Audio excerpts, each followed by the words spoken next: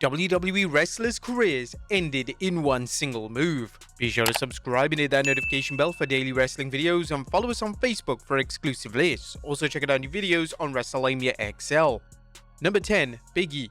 It's been 2 years since Big E suffered a broken neck on SmackDown, and the more time that passes, the less likely it is that Big E competes in WWE ever again. The neck injury took place on March 11th, 2022 edition of SmackDown, as New Day faced off against the duo of Sheamus and Ridge Holland, and during the match, Big E would be hit with an overhead suplex on the outside of the ring. This resulted in Big E landing right on his neck and fracturing his C1 and C6 vertebrae. Over the past year, Big E has transitioned into a pre-show panelist for WWE, which may be a sign that Big E has called it a day on his in-ring ventures.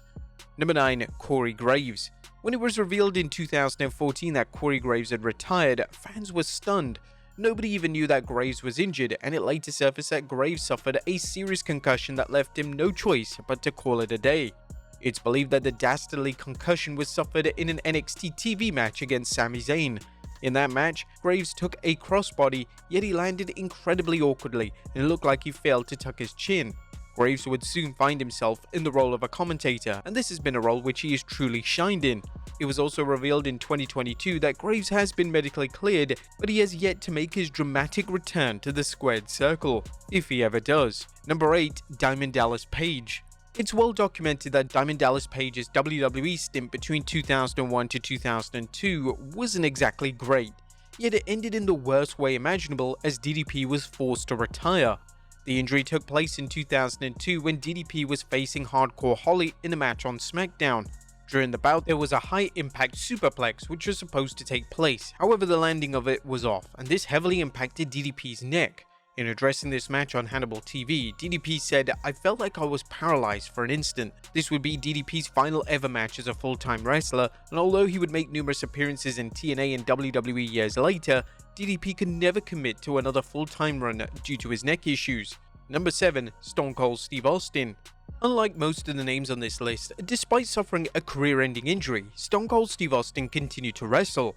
The injury in question took place at the '97 SummerSlam pay-per-view, and one of the top matches on the card was Owen Hart taking on Stone Cold Steve Austin for the Intercontinental Championship. Backstage before the match, Owen wanted to use a sit-out piledriver move on Austin, however Austin insisted that Hart use the traditional piledriver, which involves the wrestler going to their knees. Hart proceeded to hit Austin with the sit-out version of the move, and this shattered Austin's neck. Instead of taking an extended leave of absence to heal, Austin put off neck surgery until 1999, and then he'd be forced to call it a day in 2003. The Texas Rattlesnake would eventually return to the ring in 2022 for one final match with Kevin Owens. Yet due to his neck, it's incredibly unlikely that another featured run from one of WWE's greatest names ever comes to fruition. Number 6. Paige.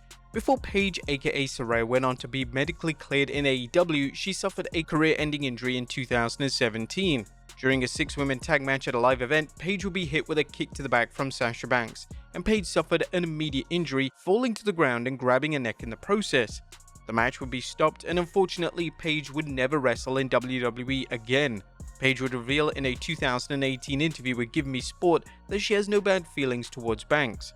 Nothing was ever Sasha's fault. She got so much backlash, and even in the ring when we were there, people are chanting "Sasha sucks," and it really upset me to hear that because it wasn't her fault. The thing is with me, right, that move where she kicks me in the back, I had taken that so many times previously that I was so stubborn, and I thought I can still do these kind of things, and I thought my neck was just as strong as it was before, but unfortunately, it's not. So I called this move and I told her to do it, and she did it, and unfortunately my neck wasn't strong enough and it snapped all the way back. Number 5. Tyson Kidd. Injuries can happen at any time in pro wrestling, and when Tyson Kidd and Samoa Joe competed in a dark match in 2015, it unfortunately ended up being Kidd's final ever WWE matchup. Kidd would hurt his neck following a muscle buster, and the injury was so severe that Kidd could have legitimately died in the ring. Kidd was very much in the prime of his career, and the news hit everyone hard, especially the locker room, as Kidd was beloved backstage. Whilst this was incredibly upsetting that Kidd wasn't allowed to wrestle again, WWE did offer him a job as a producer, and this has been a role in which Kidd has excelled in for almost a decade. Number 4. Rick Rude. When Rick Rude pinned Sting on May 1st, 1994 to win the WCW International World title, nobody could have known that this would be Rude's second to last match. During the match, Rude hurt his back. The back injury occurred when he received a dive at ringside and he landed awkwardly on the corner of the raised platform. The injury caused such a problem for Rude that he had no choice to retire, which was a huge blow for the wrestling industry, as Rude was just 35 years old and had years left before he called it a day in the ring. Number 3. Droz. 1999 saw Droz compete in his final ever wrestling match. During a match against D'Lo Brown, Droz injured his neck after a botched powerbomb, and the damage was so substantial that it caused him to become a quadriplegic. Naturally, his in-ring career ended immediately, and it was one of the darkest days in WWE history, as Droz had still so much to offer in the wrestling world. In relation to D'Lo, he kept a friendship with Droz, and this is what D'Lo had to say about the dreaded incident back in a shoot interview in 2014. Droz and I have talked about it on several occasions. We don't know what went wrong. Out of respect, we don't watch the tape. I can clear up a few misnomers. It wasn't a fan throwing ice in the ring or throwing garbage in the ring. I didn't slip. It was just, and it could have been anybody in the ring with him that night. It just happened to be me. It happened to be my sad misfortune to be in the ring with him.